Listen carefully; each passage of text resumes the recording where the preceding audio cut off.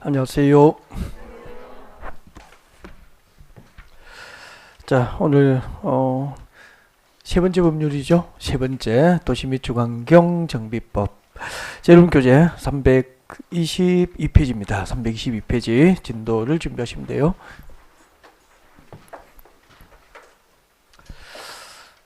지난주에 숙제가 있었죠. 숙제. 도시 및 주관경 정비법은 어렵습니다. 그래서 1, 2월 과정이나 또 11월, 12월 입문 과정에 그 용어 정의 편이라도 좀 한번 이렇게 예습을 하고 오십시오로 하는 게 아마 숙제였을 겁니다. 검사는 뭐 한글로 하고 일단 용어 정의를 3, 4월 과정에는 하지 않아요. 하지 않으니까 참고를 하셨으면 좋겠고, 그래도 섭섭하니까 325페이지 봅니다. 325페이지 토지 등 소유자가 나와 있을 거예요.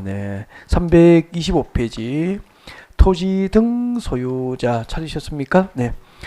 정말 중요하고요. 부동산 업종을 떠날 때까지 토지 등 소유자의 범위는 알고 있었으면 좋겠습니다. 라고 말씀드렸던 그런 영역이에요. 토지 등 소유자. 잠깐 복습하고 들어가겠습니다. 자, 토지 등 소유자는 토지 소유자와 기타 등등의 자, 뭐 그런 개념은 아니고요. 법률로 국회에서 규정하고 있죠. 자, 정비법에서 말하는 토지 등 소유자, 토지 등 소유자가 나중에 이제 재개발 사업을 하거나 재건축 사업을 할 때 그 정비사업조합의 조합원이 됩니다. 조합원. 그러면은 재건축하고 재개발할 때 조합원 자격 범위에 들어가기 위해서는 어디에 해당되어 됩니까? 법률로 규정한 토지 등 소유자에 해당해야 되고요. 그들이 조합원이 되고 재개발 아파트나 재건축 아파트에 관한 입주권을 원칙적으로 이제 입주권을 받게 되죠. 그러면은 재개발 재건축에 투자할 때는 전부 목적은 뭐죠? 입주권을 받아서 일반 분양가보다 조합원 분양가 싸니까 프리미엄을 얻기 위해서 이제 투자도 하고 하는 거다는 거죠. 그래서 토지 등 소유자의 범위를 모르면은 누가 입주를 받을 수 있는지 그 법상 범위를 모르는 거하고 똑같죠. 그래서 정확하게 알고 있어야 되죠. 자, 여러분 교재 잠깐 보시면은 동그라미 1번으로 표현되어 있을 겁니다. 주거환경 개선 사업이 있습니다. 정비법상 주거 환경 개선 사업하고요. 그리고 재개발 사업이죠. 이 재개발하고 두 가지는 토지 등 소유자의 범위가 똑같습니다. 주거환경 개선 사업과 재개발 사업을 할 때 토지 등 소유자가 누구일까요? 아마 11월 과정이나 그 1, 2월 과정에서 그 교재 밑줄을 긋고 별표 두 개 하면서 하나하나 번호까지 다 붙여드렸을 거예요. 그죠? 이거 복수 예습을 좀 하시라고 한 거죠. 잠깐 볼까요? 자, 우리 재개발할 때 여기 도로가 있습니다. 도로가 있고 재개발 사업구역은 정비 기반 시 대체로 열악하죠. 기반 시 열악하고 그리고 노후 불량 건축물로 판정된 건물이 밀집된 지역, 이런 지역이 이제 재개발 대상이 되잖아요. 자, 이렇게 재개발 사업을 목적으로 여기다가 이제 정비구역으로 지정 고시를 딱 하면은 이 정비구역 안에 첫 번째 무엇을 소유하여야 토지 등 소유자가 될 수 있죠? 토지 소유자 이거야 됩니다. 토지 소유자는 토지 등 소유자가 되죠. 재개발 사업과 중환경 개선 사업에서 토지 등 소유자는 첫 번째 정비구역 안에 토지 소유권을 가진 자입니다. 두 번째는 누구죠? 건축물 소유권을 가진 자가 됩니다. 그리고 세 번째가 지상권자가 토지 등 소유자가 될 수 있는 거죠. 토지 소유자, 건축물 소유자, 지상권자는 토지 등 소유자로서 나중에 재개발 사업을 할 때는 조합을 만들어서 이제 재개발 사업이 이루어집니다. 그때 당연히 재개발 조합의 조합이 될 수 있는 거죠. 그러면은 여러분 동네를 재개발하면은 그 정비구역 안에 토지 소유권이 있거나 건축물 소유권이 있거나 토지나 건축물 소유권이 없더라도 무엇을 설정하면은 지상권 설정하면은 토지 등 소유자로서 재개발 사업 조합의 조합원이 될 수 있다. 그렇게 되는 거예요. 꼭 암기를 하고 계셔야 되고요. 그 다음에 이제 재건축 봅시다. 재건축할 때 거기는 동그라미 2번으로 표시가 되어 있죠. 자, 재건축할 때 토지 등 소유자가 누구일까요? 라고 하는 겁니다. 자, 재건축을 할 때는 자, 정비 기반 시 양호한 지역이죠. 재건축 대상 지역은 정비 기반 시 양호한데 여기 아파트의 건축 연령이 뭐 38년 정도 됐다면은 그 아파트는 노후 불량 건축으로 판정될 수 있죠. 이렇게 정비 기반 시 양호한데 노후 불량 건축으로 판정된 공동주택 밀집 지역이 이제 재건축 대상이 되고요. 이 재건축할 때는 이 정비구역 안에 무엇이 있어야 되죠? 건축물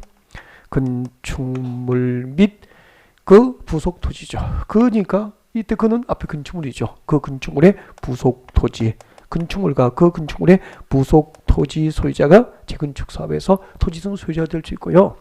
이 재건축 사업의 토지 등 소유자는 당년 조합원입니까? 재건축 사업에 동의해야 됩니까? 토지 등 소유자로서 재건축 사업에 동의한 자에 하나요 재건축 조합에 조합이 될 수 있는 겁니다.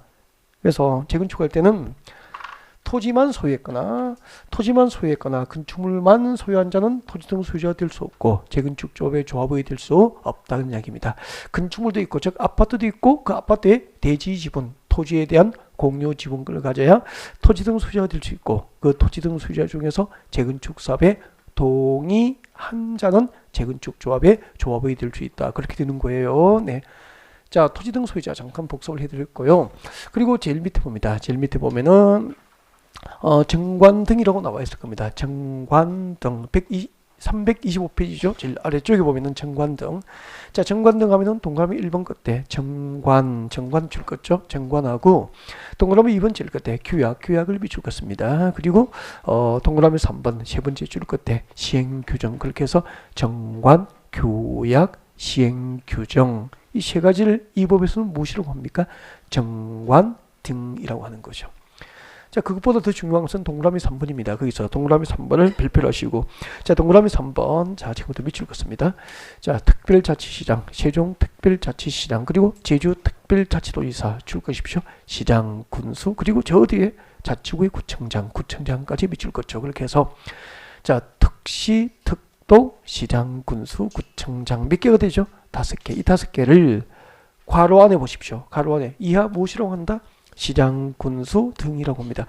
여러분 그 도시개발법상 도시개발 사업 절차를 주로 이제 지정권자 주도했지 않습니까? 네, 정비법상 정비 사업 절차는 누가 주도하죠?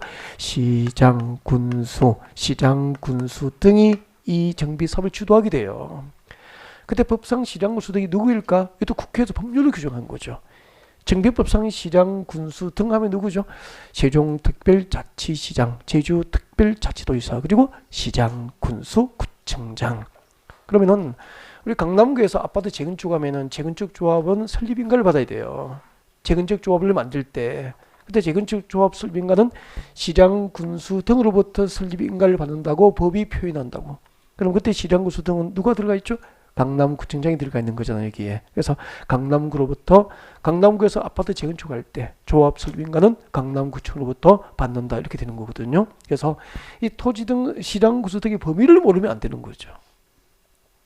누구죠? 특시, 특도, 시장, 군수, 구청장을 이 법에서는 법률로 국회에서 약속을 한 거죠. 무엇이라고 한다? 시장, 군수 등이라고 하고 오늘 정비법 수업을 하면서 계속 나와요. 시장, 군수 등 이렇게 계속 반복해서 나오니까 그러니까 이런 용어들을 늘 용어 정의에서는 시험을 칠 수가 없기 때문에 이것은 1, 2월 과정까지예요. 그러니까 11월, 12월 입문 과정은 용어 정의를 1시간 동안 설명드린단 말이에요. 그래서 늦게 오신 분은 이제 아직 늦었죠. 오늘 수업 듣고 11월, 12월 입문 과정 아니면 1, 2월 네, 기본 이론 과정의 그 용어 정의 편을 꼭 네, 인터넷 강의로 복습을 하셔야 됩니다. 아셨죠? 네.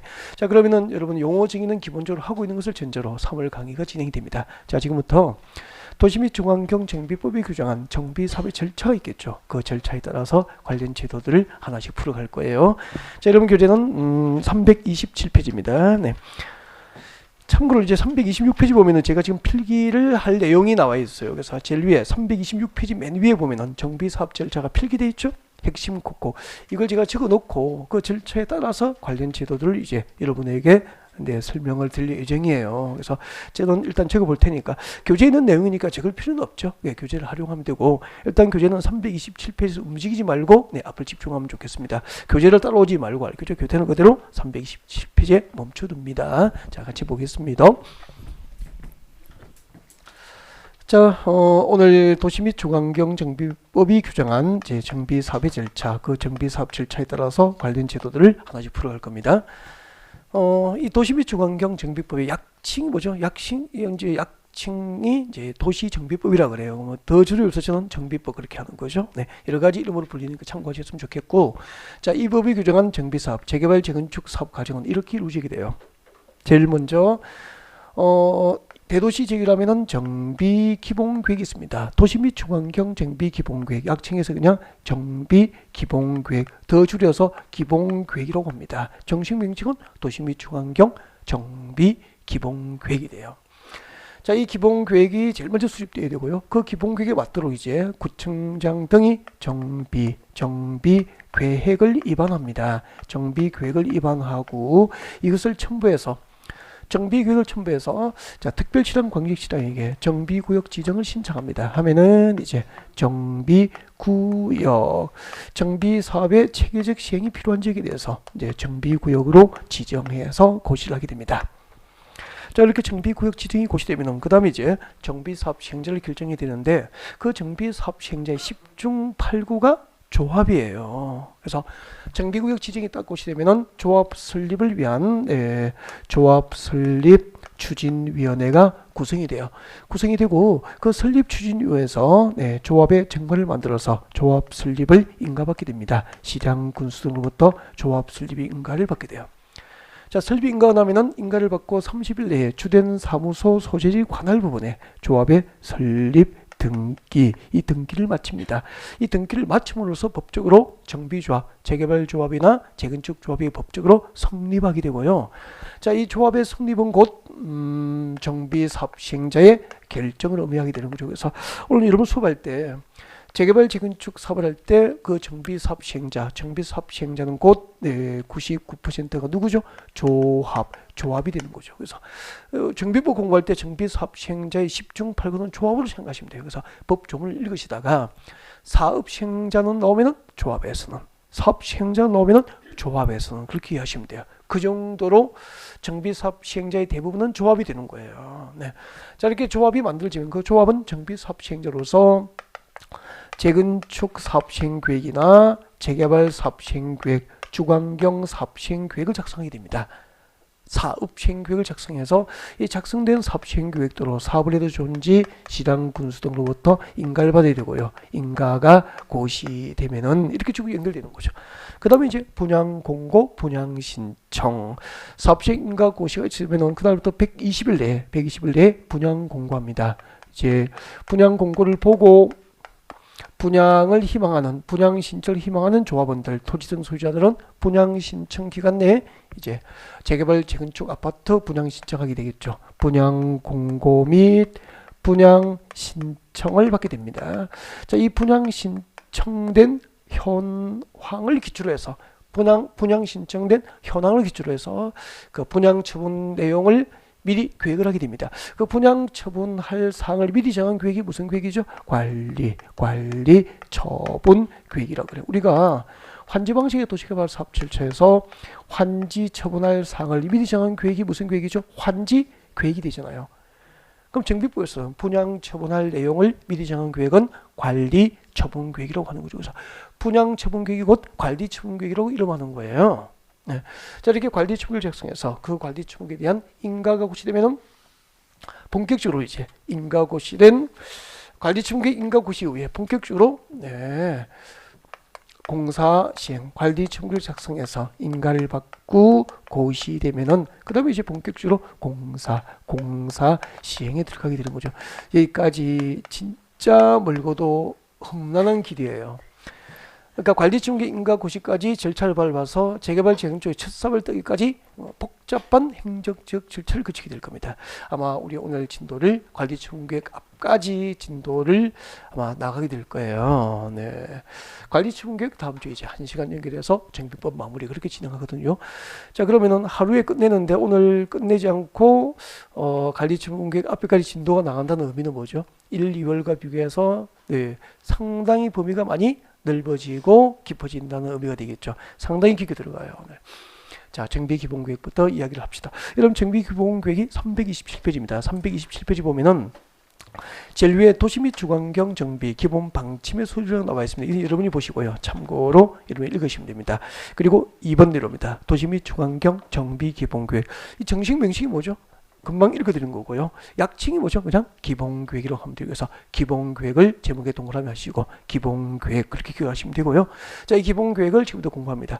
교재를 짚어가면서 설명을 들으시면 될 것 같습니다. 327페이지 그대로 두고 저를 볼까요? 네. 자, 지금부터 이제 정비기본계획이 무엇일까라고 하는 이야기를 시작하겠습니다. 정비기본계획은 일단은 대도시입니다. 대도시 지역에서의 정비 사업을 체계적으로 시행할 목적으로 정비기본계획은 몇 년 단위로 수립되죠? 기재보면 나와 있죠. 몇 년 단위죠? 10년 단위로 정비기본계획이 수립되어 있어요.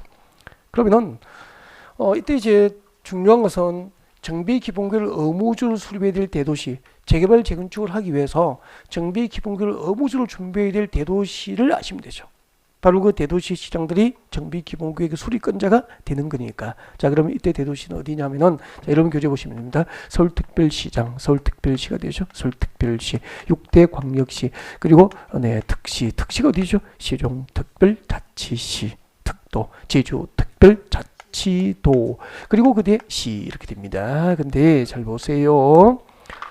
특별시, 광역시, 특별자치시가 아닌 이 시, 제주특별자치도를 포함해서, 자, 이 도시는 특별시, 광역시, 특별자치시가 아닌 이 도시는 인구 얼마죠? 50만. 인구 50만 이상이 되는 대도시를 말하는 거죠.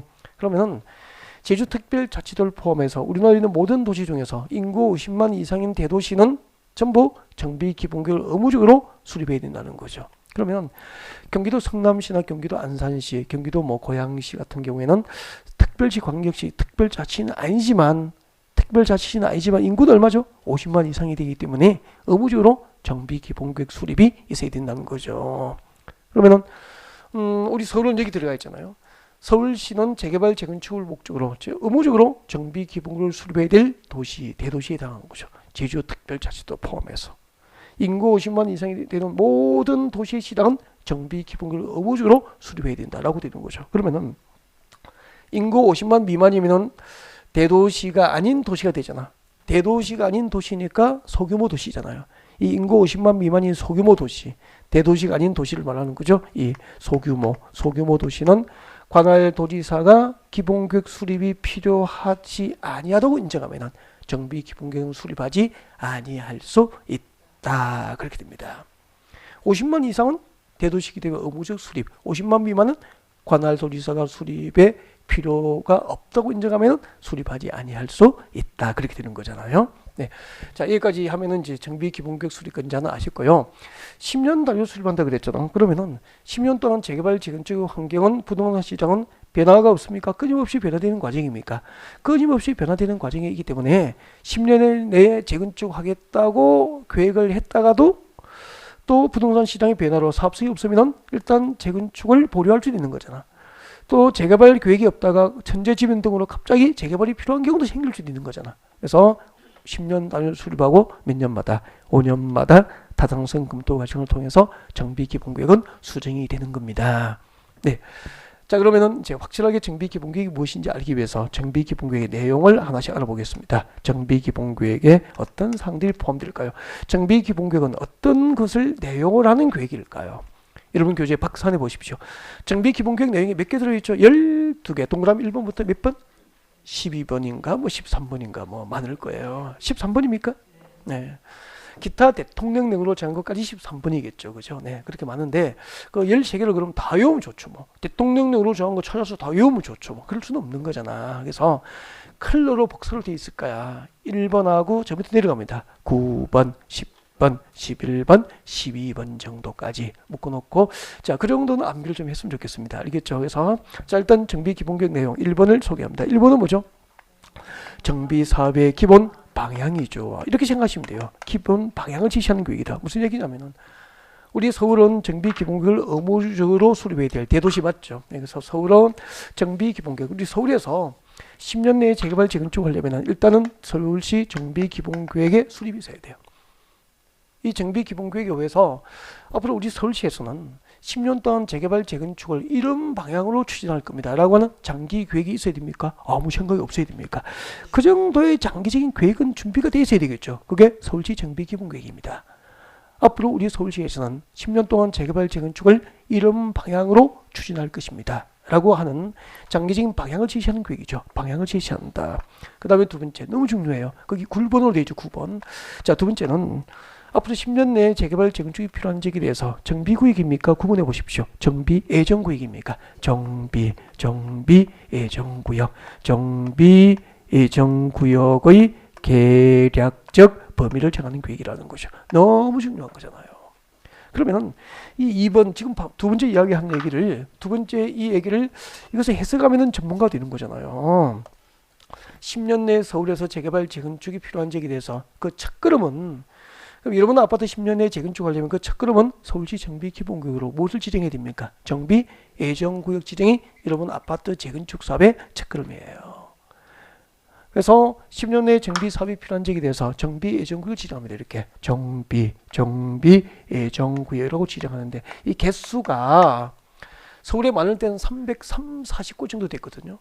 그러다가 지금은 사업성이 없어서 다 정리가 되고요. 점차 줄어가지고 지금 한 200여 곳 내외 정도. 그래도 많잖아요. 그럼 만약에 서울의 정비 예정구역이 100곳이라면 100곳의 정비 예정구역이 지정되어 있는 거죠. 10년 내에 재개발, 재건축 등 사업을 하겠다고 예정된 계략적으로 이제 범위가 그려진 곳이 200여 곳이 넘는다는 얘기잖아. 생각보다 적습니까? 많습니까? 많죠. 이렇게 재개발, 재건축 사업을 목적으로 10년 내에 재개발, 재건축 사업을 목적으로 정비 예정구역의 계략적 범위를 정하는 계획이 정비기본계획이고 더 놀라운 것은 그 200여 곳의 예정구역이 있다면은 그 200여 곳의 예정구역별 정비계획 입안 시기를 정하고 있는 거예요. 정비계획 수립 시기를 정한다는 거죠. 만약에 강남구 대치동 네, 아파트를 재건축한다고 한다면은 그냥 가정입니다. 가정. 진짜 뭐 하려고 하고 있고. 근데 한 15년 전부터 아파트 재건축 얘기는 나왔죠. 그러니까 재건축이 얼마나 힘듭니까? 15년 전부터 할 거라고 곧 할 것처럼 됐는데 지금도 늘 할 것처럼 돼 있죠. 아직 확실하게 추진이 되는 건 아니잖아요. 맞죠? 물론 그 조합처하고 뭐 서울시, 강남구하고 이해관계가 복잡하게 서로 얽혀 있는 사항이지만 조합원간의 의견도 뭐 그죠? 예, 그래서 그런 거죠.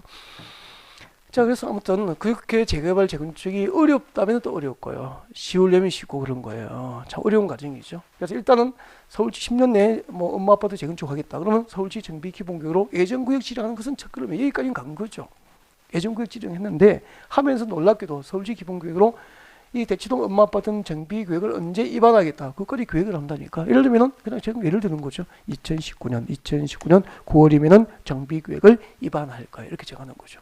그러면은 서울의 예정구역이 200곳이라면은 200곳의 예정구역별 정비계획 수립 시기가 이미 서울시 기본계획으로 계획이 되어 있다는 거죠. 그 정비계획 수립 시기가 다 같습니까? 다 다릅니까? 다 다르니까 거기에 맞춰서 그 정비 예정구역별 정비계획 수립 시의 시기의 빠름과 느림에 따라서 사업의 순서를 정하는 거야. 어떤 아파트 재건축을 제일 먼저 할 건지 10년 내에 할 때, 그 다음에 어떤 아파트 재건축을 그 다음에 할 건지, 어떤 동 재개발을 그 다음에 할 건지 순서를 정해서 그 다음에 거기 보십시오. 10번에 단계별로 재개발 재건축 사업을 10년 동안 순서를 정해서 단계별로 사업을 추진하기 위한 계획이 정비기본계획이라는 거죠. 정리하면은 10년 내에 정비 사업이 필요한 지역을 예정구역으로 지정하고 예정구역별 정비계획 수립 시기를 정하여 순서를 정하여 10년 동안 단계별로 정비 사업을 추진하기 위한 계획이 정비기본계획이다라는 겁니다. 그래서 그 단계별 사업 추진 계획 뒤에 가로 안에 보면 이렇게 되어 있을 거야. 정비 예정구역별 무엇을 포함했습니까? 정비계획 수립 시기를 포함한 단계별 사업 추진 계획이 정비기본계획이다 이 말입니다. 이 두 가지 해석이 이런 거 해석하고 현장에 활용하면 전문가 되는 거잖아. 이런 줄 잘 몰랐잖아요. 10년 내에 재개발 재건축이 필요한 곳을 예정구역 지정해 놓고 예정구역별 정비계획 수립 시기까지 정하여 순서까지 정해져 있는 것은 잘 모르거든. 해석하니까 그렇게 되는 거잖아요. 그 다음에 그 밑에 재개발 재건축을 하려면은 어떤 재건축 단지에 재건축할 때 금표를 몇 프로 허용할 건지 용적률을 몇 % 허용할 것인지 대략적인 계획은 준비되어 있어야 되죠. 그래서 그 밑에 봅니다. 금표과 용적률 밀도 계획, 금필 용적률 등 건축물의 밀도 계획. 마지막으로 10년 동안 수백 곳에서 재개발 재건축이 이루어지면 수만 세대의 노후 불량주에 철거되겠죠.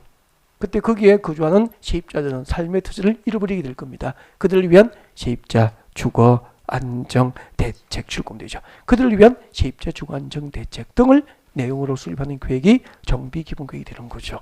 자, 이제 책 잘 넘겨봅니다. 책 잘 넘겨보면은 아까 제가 잠깐 설명했던 내용들이 몇 개 나와 있을 거예요. 임의적 수립 나와 있습니까? 아까 인구 대도시가 아닌 도시는 인구 50만 미만이죠. 인구 50만 미만인 대도시가 아닌 도시는 정비 기본계획 수립을 해야 합니까? 관할도지사가 수립의 필요를 인정하지 않으면 수립하지 아니할 수 있다 나와 있죠. 그리고 밑에 내려가면 또 타당성 검토 나와 있습니까? 몇 년마다? 5년마다 타당성 검토 과정을 통해서 정비 기본계획 수정됩니다. 네. 그리고 정비 기본계획 수립 기준은 보통 우리 공식처럼 외우기로 했죠. 기준은 누가 정하죠? 국장. 이런 얘기들 다 나와 있을 거죠. 그리고 정비 기본계획 수립 과정, 주민 설명회 개최하고, 그죠? 또 30일 이상 공람 기간, 14일 이상 공람 기간을 거쳐서 주민의 의견을 듣고 이런 과정들, 그리고 지방의회 의견을 듣고 쭉 나와 있습니까? 네, 그런 과정들을 여러분이 쭉 한번 참고를 읽어보시면 되고, 제가 일일이 다 교재를 읽을 수는 없는 거잖아. 이렇게 해놓고 그다음 또 거기 한번 들어볼까요? 자, 그러면 이제 오늘은 우리 강남 대치 엄마아파트 재건축 사업을 가정해서 이제 수업을 해봅시다. 알겠죠? 네. 현실적인 그 진행 상황 저는 상관없고 그냥 예를 들어서 설명하는 겁니다. 오해는 하면 안 되고요. 네.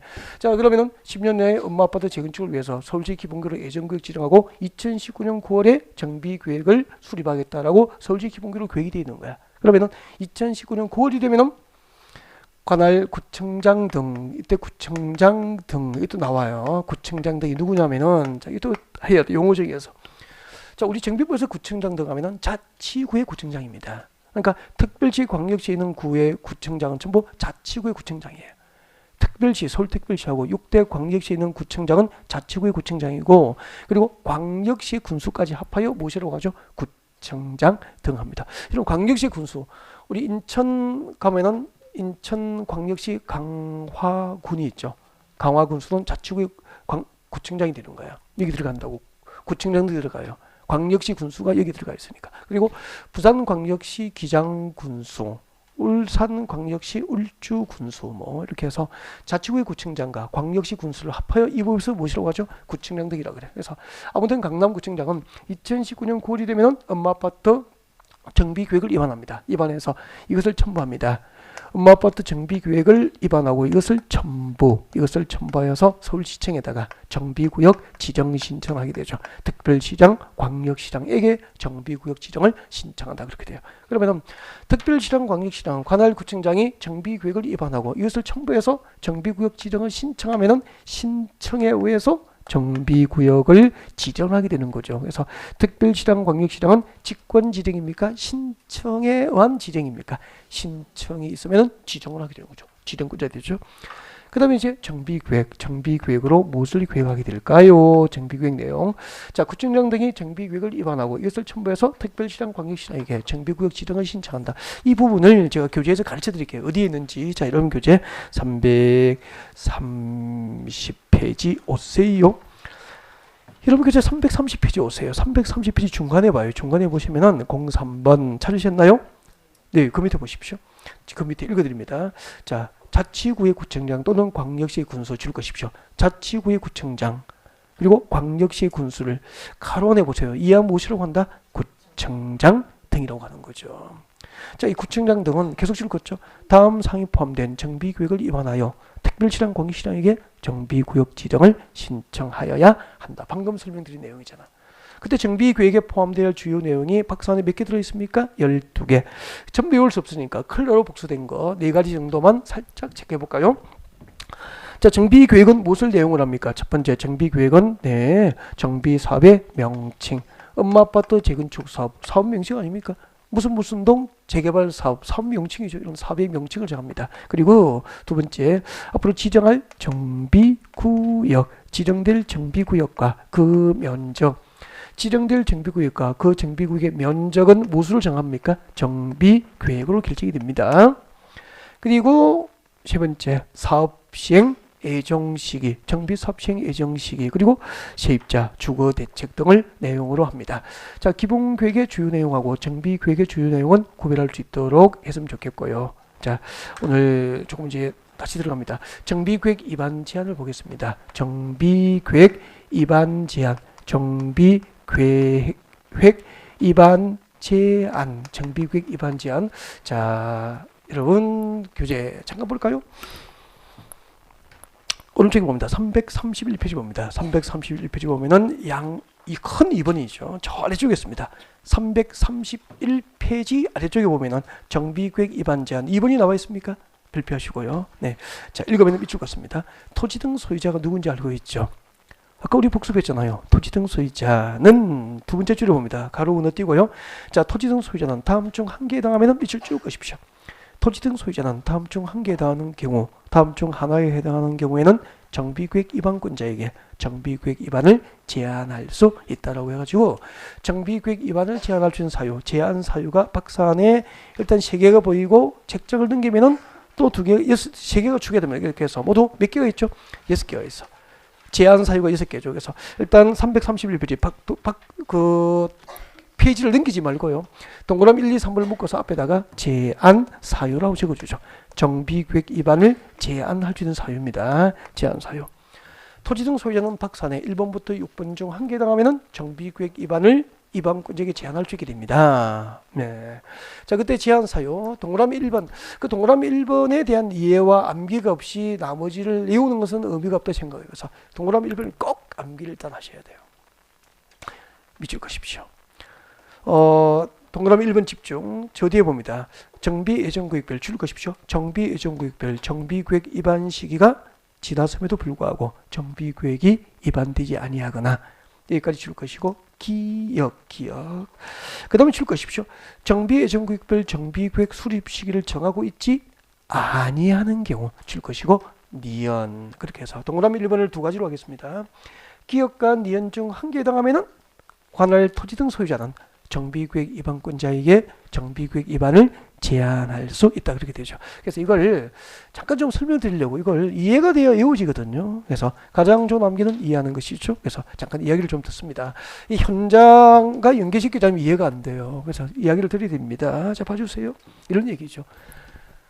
서울시 정비기본구역으로 엄마 아파트 재건축하겠다고 정비예정구역 지정하면서 2019년 9월에 정비계획을 위반하겠다고 계획이 된다 그랬거든요.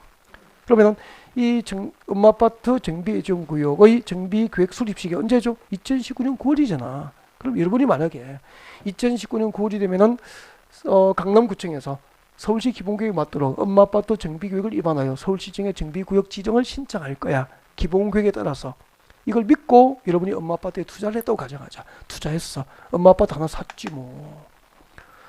샀어. 투자했다고. 그러면 여러분은 아파트 대지 지분이 있고 그리고 건축물 소유권이 있으면 토지 등 소유자가 되잖아. 나중에 사업에 동의하면은 여러분 법적으로 재건축 조합이 되고 나중에 아파트 입주권을 받을 수 있게 되거든. 그럴 목적으로 2019년 9월이 되면은 강남구에서 정비계획 위반하고 서울시청에 정비구역 지정 신청할 것을 믿고 정비기본계획을 믿고 투자한 거라고. 근데 그 예정구역별 정비구역 수립 시기 2019년 9월이 지나도 강남구에서 정비구역 위반을 하지 않는 거야. 그럼 여러분 투자하신 여러분은 시원합니까? 답답합니까? 이럴 경우에는 그 토지 등 소유자, 조합원 자유를 갖고 있는 토지 등 소유자가 강남구청에 정비구역 위반을 뭐 할 수 있죠? 제한할 수 있는 거야. 그리고 예정구역은 지정됐지만 기본구역에 의해서 예정구역별 정비구역 수립 시기를 정하고 있지 아니한 것도 있는 거야. 이렇게 정비 예정구역별 정비구역 수립 시기가 지났거나 예정구역별 정비구역 수립 시기를 정하고 있지 아니하는 경우에는 토지 등 소유자로 하여금 정비구역 위반을 제한할 수 있도록 입법이 되어 있는 거죠. 이해가 좀 되죠? 이렇게 현장하고 연계시켜서 기억했으면 좋겠다는 거지. 자, 그러면 이제 강남구에 정비구역 위반을 제한했어. 그럼 강남구에서는 가만히 있어야 됩니까? 대답을 해줘야 됩니까? 이것을 정비구역 위반에 반영할 것인지 제한자에게 통보를 해줘야 되겠죠. 그죠? 며칠 내에 통보할까? 이런 문제 기억하시면 되거든요. 그래서 책장을 일단 넘겨봅니다. 넘겨보시면은 332페이지에 있어. 저 위에 봅니다. 위반 제한 시 필요사항 줄 것이고 정비구역 위반을 제한하기 위한 토지 등 소유자의 동의, 제한서 처리 등에 필요한 사항은 다음으로 정한다라고 해서 일단은 정비구역 위반 제한할 때는 동의서를 첨부해야 제한이 가능합니다. 그래서 동의 요건이 나와 있을 겁니다. 동그라미 1번 봅니다. 제한을 위한 동의 요건 나와 있습니까? 꼭 외우라고는 하지 않을게요. 일단 참고는 하셔야 됩니다. 읽고 지나갔으면 좋겠고 나중에 문제풀이 할 때 필요하면 암기를 요구할 수도 있을 거예요. 그 다음에 2번은 중요하잖아. 반영 여부 통보는 꼭 읽으셔야 돼. 지나갈 때. 읽어볼게요. 자, 정비구역 위반자는 정비구역 위반 제한이 있을 경우에는 줄 것이십시오. 그 제한일로부터 며칠? 60일 내에 반영 여부를 제한자에게 통보해야 되고 부득이한 사정이 있으면 한 차례 30일 범 내에서 통보기간 연장 가능합니다. 그러면 저 잠깐 보실래요? 그럼 잠깐 보실래요? 우리 그 국토교육부에서 도시군 관리계획도 도시군 관리계획 위반을 주민이 제한할 수 있죠. 주민은 위반권이 있습니까? 도시군 관리계획 제한이 있습니까? 제한을 할 수 있잖아. 근데 주민 제한 대상이 3개잖아. 기반시설 설치 정비 개량, 지구단위 구역 지정과 변경, 산업 유통 개발 진흥지구 지정을 도시군 관리계획 위반을 제한할 수 있죠. 그때 제한을 받은 자는 제한일로부터 며칠 내에, 제한일로부터 며칠 내에 반영 여부 통보했죠. 45일. 그러면 도시군 관리계획 위반 제한은 반영 여부를 45일 내에 통보. 금방 정비계획 위반 제한은 반영 여부를 며칠 내에 통보, 60일 내에 통보. 나중에 이제 문제풀이 할 때는 이렇게 넓게 본다고 보면서 이제 비교하게 되는 거죠. 이런 것도 비교 특강으로도 자료가 나가면서 또 특강을 해요. 그러니까 뭐, 네, 이런 것은 나중에 막판에 비교해서 정리를 하는 겁니다. 지금 뭐 기본 이론에 대한 이해가 익숙해야 그런 것을 할 수 있는 거죠. 이론도 이해 못하면서 그렇게 외울 수는 없고, 그죠? 자, 참고를 했으면 좋겠고, 그 다음에 책장 넘깁니다. 책장을 넘겨서 여러분 몇 페이지에 좀 오셔야 되냐면은 잠깐 좀 뒤쪽으로 갔다가 오셔야 돼요. 여러분 교재 342페이지 제 3절입니다. 342페이지로 찾아오세요. 342페이지로 찾아오세요. 342페이지 제3절의 제목이 뭐죠? 제3절입니다. 재건축 사업 정비계획 위반을 위한 안전진단이라고 되어 있죠. 네, 여기를 펼쳐놓고 저 잠깐 볼까요? 네, 고개를 듭니다. 고개 드시고요. 우리 정비법상 정비 사업이 몇 개가 되어 있죠?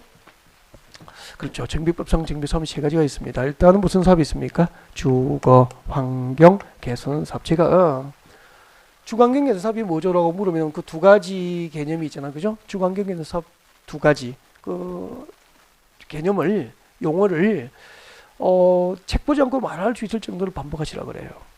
주거환경 개선 사업이 뭐죠라고 물으면 말할 수 있어야 됩니다. 그래서 오해 좀 복습했으면 좋겠고, 그 다음에 재개발도 마찬가지죠. 재개발 사업이 무엇이죠? 2가지 법으로 정의된 개념이 있죠. 그것도 복습하셔야 되고요. 그 다음에 재건축은 한계가 있습니다. 재건축 사업이 뭐죠라고 물으면 책 안 보고 말할 수 있어야 돼요. 그 정도로 오해 복습하죠. 여기서 한 문제 유력합니다. 나올 확률이, 용어정에서 나올 확률이. 그래서 꼭 하셔야 되고, 이걸 11월, 12월 입문과정, 1, 2월 과정에는 거의 뭐 11월, 12월은 이 3가지 정비사업 개념 설명을 1시간 정도 해요. 사례를 들어가면서.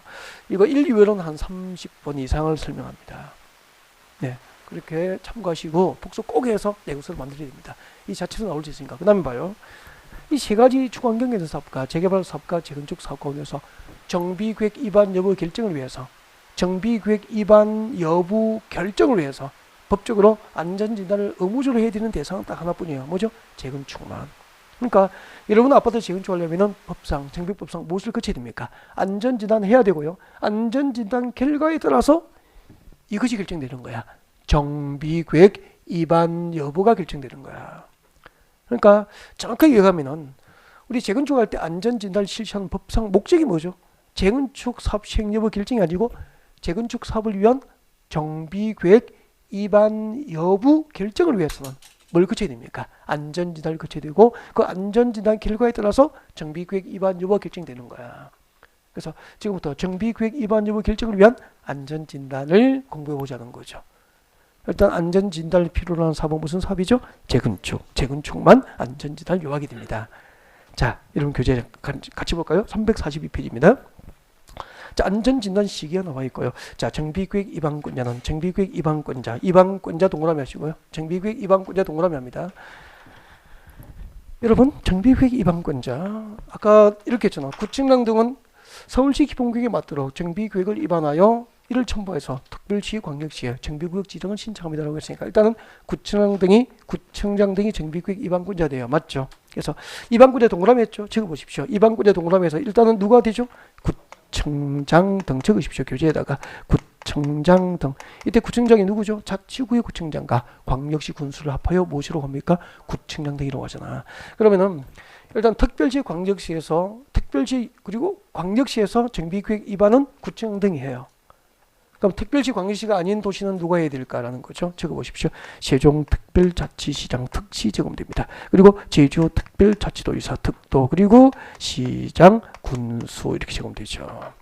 이게 정비계획 위반권자예요. 구청장 등 그리고 누구죠? 특시, 특도, 특시, 특도, 시장, 군수가 정비구역 위반군자 되는 거예요. 정확하게 알기가 쉽지 않잖아. 특별시, 광역시에서 정비구역은 누가 위반하죠? 구청장 등 그리고 세종특별자치시는 특별자치시장이, 제주도는 제주특별자치도지사, 그리고 시지역은 시장, 군지역은 군수, 그렇게 되는 거야. 여기까지 정비구역 위반군자가 된다고. 자, 이 정비구역 위반군자는 그 뒤에 봅니다. 정비구역 위반 여부 결정을 위하여 줄 것이십시오.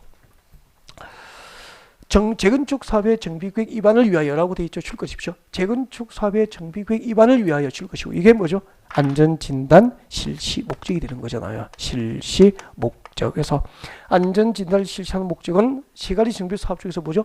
재건축 사업 정비구역 위반, 재건축 사업의 정비구역 위반 여부 결정을 목적으로 안전진단을 하는 것이기 때문에 정비법상 안전진단은 재개발 사업이나 주환경 개선 사업과는 관계가 없어요.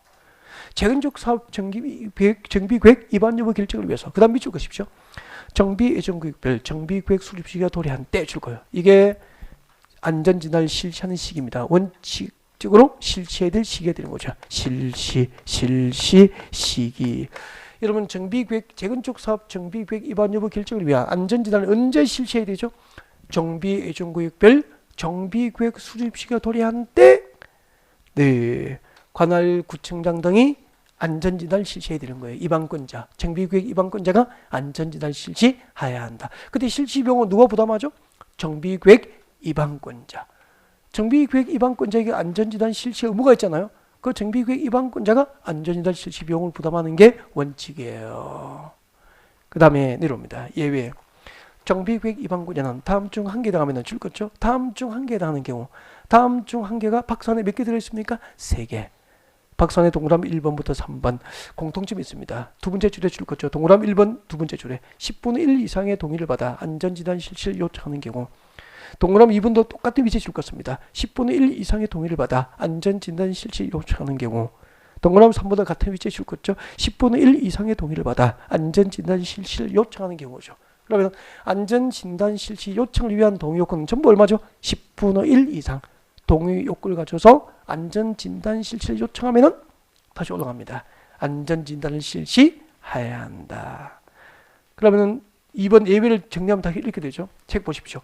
정비구역 위반군자는 안전진단 실시를 요청하는 경우에는 또 안전진단 실시해야 한다 이 말입니다. 요청자가 있는 경우에는. 이 경우 동그라미, 이 경우가 뭐죠? 안전진단 실시를 요청하는 경우잖아. 안전진단 실시를 요청하는 경우에는 계속 줄 거죠. 정비구역 위반군자는 그 안전진단에 드는 비용을 해당 안전진단 실시를 요청하는 자에게 안전진단 실시 비용을 부담하게 할 수 있다 없다? 있다. 원칙은 누가 부담하죠? 위반권자. 정비구역 위반권자가 부담함이 원칙인데 요청자가 있으면 요청자에게 부담하게 할 수도 있다 그런 얘기예요. 다음 오른쪽으로 갑니다. 343페이지 안전진단 대상이 나와 있습니다. 줄 닦으십시오. 재건축 사업의 안전진단은 주택단지의 무엇을 대상으로 합니까? 건축물. 주택단지의 건축물을 대상으로 합니다. 거기서 핵심은 뭘까요? 건축물을 동그라미 하셔야 됩니다. 자, 주택단지 안에 건축물이 안전진단 대상이 되는 거예요. 이게 밑에 찍으십시오. 건축물 밑에 아니야.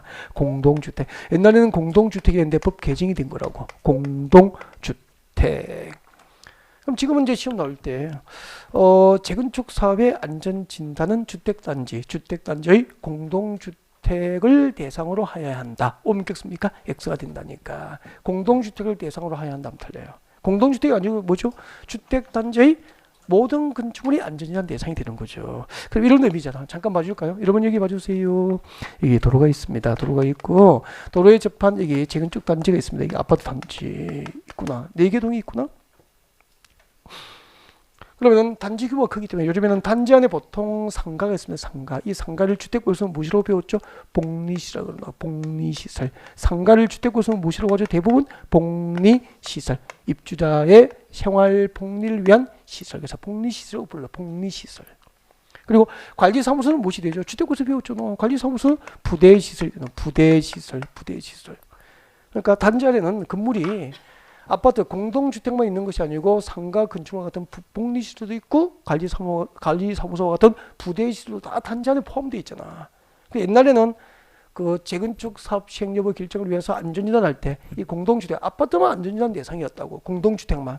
그러다가 안전진단 대상에 무엇을 포함시키려고 상가 건물 복리시설하고 부대시설 포함시키려고 공동주택을 법을 바꾼 거예요. 무엇을 바꾼 거죠? 건축물로. 그럼 건축물이 핵심이죠. 지금은 주택단지 안에 있는 모든 건축물이 안전이라는 대상이 된 거죠. 그래서 이때 건축물은 아파트, 공동주택 물론이고 무엇이 포함된 겁니까? 상가 건물, 즉 복리시설이나 관리사무소와 같은 부대시설까지 전부 포함된 개념이다 그런 얘기죠. 왜 이렇게 우리가 구별을 해서 준비해야 되는지 알겠죠? 네. 자, 그 다음에 다음의 주택단지의 건축물인 경우요. 다음의 주택단지는 박산에 몇 개 있죠? 4개. 다음의 주택단지에 있는 건축물인 경우에는 안전진단 대상입니까? 제외입니까? 제외. 그래서 자, 주택단지 안에 건축물 중에서 안전진단 대상에 제외되는 게 몇 개 있죠? 4개. 박산의 동그라미 1번부터 4번 앞으로 묶어서 앞에다가 제외되는 것 그렇게 하면 되겠네. 다음에 다음 것은 안전진단 대상에서 제외됩니다. 너무 쉬워요. 일단은 자, 동그라미 1번 같이 보인다. 박스 안에 주택이 붕괴 줄 것이고 붕괴 동그라미. 자, 붕괴된 아파트는 안전진단 대상입니까? 제외입니까? 제외. 여기서 안전진단 제외는 무슨 뜻이냐면은 안전진단 없이 재건축이 가능하다는 이야기예요. 일단 아파트 어떻게 됐죠? 붕괴가 되는데 무슨 뭐 무너져 버리는데 안전진단이 필요합니까? 안전진단 없이 재건축이 허용돼야죠. 맞죠? 그래서 붕괴된 아파트는 안전진단 없이 재건축이 가능하다. 그렇게 이해하면 되잖아. 주택이 붕괴된 경우 안전진단 대상입니까? 제외입니까? 제외. 그 다음에 구청에서 건축물 붕괴 가능성이 있다고 구청에 전화가 왔어. 그러면 구청에 현지 조사 나가겠죠. 나가보니까 진짜 하룻밤도 안전을 보장할 수 없는 상태라고, 구조 안전이. 그러면 구청에서는 그 건물을 사용케 합니까? 사용금지합니까? 사용금지케 하고 네, 안전한 곳으로 주민을 대피를 시키게 되거든요. 이렇게 구조안전상 사용금지가 필요한 아파트도 안전진단 대상입니까? 제외입니까? 제외. 안전진단 없이 재건축이 가능하다 이 말이에요. 그래서 붕괴된 주택이거나 사용금지가 필요한 주택이거나 이렇게 이해하면 돼요. 그 다음에 재건축을 결정해야 될 노후 불량 건축물 숫자 기준을 이미 충족했다면은 나머지 잔여 건축은 추가 비용 들어서 안전진단 할 필요가 없는 거잖아. 그래서 잔여 건축물 동그라미 해주면 되겠죠. 네. 그 밑에 줄 두 번째 줄에 미줄 것이십시오. 자, 3번의 두 번째 줄. 안전진단 결과 3분의 2 이상의 주택 또는 주택단지가 재건축 판정을 받은 지역입니다. 그러면 나머지는 3분의 1은 이미 재건축을 해야 될 숫자 기준을 충족했잖아. 그럼 나머지 잔여 건축은 추가 비용 들어서 안전진단 합니까? 안전진단 대상에 제외해 주는 겁니까? 제외. 그런 이야기라고. 알겠죠? 네. 그리고 이제 줄 것이십시오. 진입도로 등 기반시설 설치를 위해서 불가피하게 포함된 건축물, 불가피하게 포함된 것, 불가피하게 동그라미 해두면 되잖아. 불가피하게 포함된 건축물은 안전진단 대상입니까? 제외입니까? 제외. 진입로 설치 등 확장으로 불가피하게 포함된 것은 안전진단 대상에서 제외가 됩니다. 붕괴됐거나 사용금지가 필요하거나 잔여 건축물이거나 불가피하게 포함된 것은 안전진단 없이 재건축이 가능하다고 이해하시면 돼요. 다 됐죠? 그 다음에 제대로입니다. 안전진단 절차 과정이 나와 있는데 이야기를 좀 들어요. 안전진단 과정 순서가 이렇게 쭉 진행이 됩니다. 그래서 일단은 그 흐름을 좀 얘기를 듣고 내용을 보는 게 좋을 것 같아요. 그래서 일단 그 흐름을 제가 책자를 넘기면 필기를 해뒀어. 핵심 콕콕 해가지고 한번 넘겨보실까요? 344페이지 344페이지 저 위에 핵심 콕콕에 보면 안전진단 과정이 필기되어 있죠. 근데 그 필기된 걸 보면 어려워요. 힘들어. 그래서 고개를 들고 앞을 보시면 이야기를 좀 들어보지 뭐. 안전진단 과정은 대개 이렇게 두 가지 절차로 이루어진다고. 아까 이렇게 했잖아. 엄마 아파트 재건축 하려면 일단 서울시 정비기본구역으로 무엇을 지정합니까? 예정구역 지정하잖아. 하면서 이 엄마 아파트 정비예정구역은 2019년 9월에 정비구역을 위반하겠다라고 정비구역 수립 시기를 정해두잖아요. 이 재건축 사업의 정비예정구역별 정비구역 수립 시기가 도래한 때 관할 구청장은 정비구역 위반 여부 결정을 위해서 의무적으로 안전진단을 실시해야 된다 이 말이에요. 아까 이거 며칠 건거잖아. 이렇게 현장이 상상돼야 돼. 재건축 사업의 정비예정구역별 정비구역 수립 시기가 도래한 때 현장에 대한 상상과 이해가 있어야 된다니까. 재건축 사업 목적으로 지정된 정비예정구역별 정비구역 수립 시기가 도래한 때 안전진단을 실시하는 게 원칙인데 10분의 1 이상의 동의 요건을 갖춰서 안전진단 실시 요청하는 때, 안전진단 실시를 요청하는 때에도 안전진단을 해야 되는 거예요. 그러면은 자 일단 예전구역별 정비구역 수립시가 도래했거나 그 다음에 안전진단 실시 요청을 하면은 이제 구청에서 어떻게 해야 되죠? 현지 나옵니다. 현지 조사 나가요. 현지 조사. 여러분이 동의 요건을 갖춰서 구청에 안전진단 실시 요청합니다. 우리 아파트가 아무래도 이상해요. 안전에 문제가 있는 것 같아. 나와보세요. 이렇게 이제 안전진단 실시 요청하겠지. 요청도 누구나 할 수 있습니까? 동의 요건을 갖춰야 됩니까? 동의 요건을 갖춰서 안전진단 실시를 구청에 공식적으로 요청할 수 있다고. 요청을 받은 구청에서 현지 조사합니다. 현지 조사하고 전문가의 의견을 듣고 안전진단 실시 여부를 결정을 해요. 결정한다고. 그럼 결정은 구청에서 하지만 구청이 전문기관이 아니기 때문에 한국시설안전관리공단 등 전문기관에다가 안전진단 실시를 의뢰를 합니다. 의뢰를 해요. 이 의뢰를 받은 안전진단 전문기관에서 이제 안전진단 실시를 하고 실시하고 그 결과 보고서 안전진단 실시 결과 보고서를 누구에게 제출해야 될 것 같아요? 일단은 요청한 자에게 알려줘야 되겠죠. 안전진단 실시를 요청한 자에게 안전진단 결과 보고서를 전문기관이 결과 보고서를 만들어서 요청한 자에게 통보해주고 제출하고 그리고 누구에게 줘야 됩니까? 정비계획 위반권자 강남구청장에게 안전진단 결과 보고서가 이렇게 제출됩니다. 그럼 이제 정비계획 위반권자 강남구청장은 재건축 사업 정비계획 위반 여부 결정을 위한 안전진단 결과 보고서를 제출받았잖아. 이 결과 보고서하고 서울시 도시계획과 지역 여건을 종합적으로 검토하라고 되어 있어. 세 가지를 하는 거야. 안전진단 결과 보고서 그리고 서울시 도시계획 그리고 지역 여건을 종합적으로 검토해서 음아파트 정비계획 위반 여부를 결정하는 거죠. 정비계획 위반 여부를 결정을 해. 강남구에서 결정해요. 결정하면은 서울시에 제출합니다. 관련 서류를 보고하는 거죠. 제출. 두 가지를 제출합니다. 안전진단 결과 보고서하고 정비계획 위반 결정에 관한 관련 서류를 서울시에다가 보고합니다. 강남구에서 특별시, 광역시, 특별시랑 광역시랑 도지사, 특광도에게 관련 서류가 제출돼요. 그러면 서울시는 강남구청장이 정비계획 위반 여부 결정한 내용하고 안전진단 결과 보고서를 제출받았잖아요. 제출받은 서울시에서는 이 안전진단 결과의 적정성이나 정비계획 위반 여부, 강남구청장이 정비계획 위반 여부 결정이 적정한지 적정성 검토를 또 전문기관에 서울시에서 의뢰를 해요.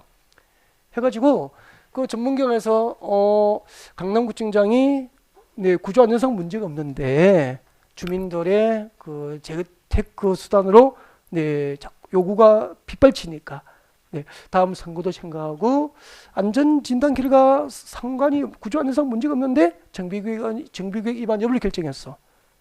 그러면은 그 적정성 검토 결과를 통지받은 서울시에서는 강남구청장의 정비계획 위반 여부 결정 취소를 요청할 수 있고요.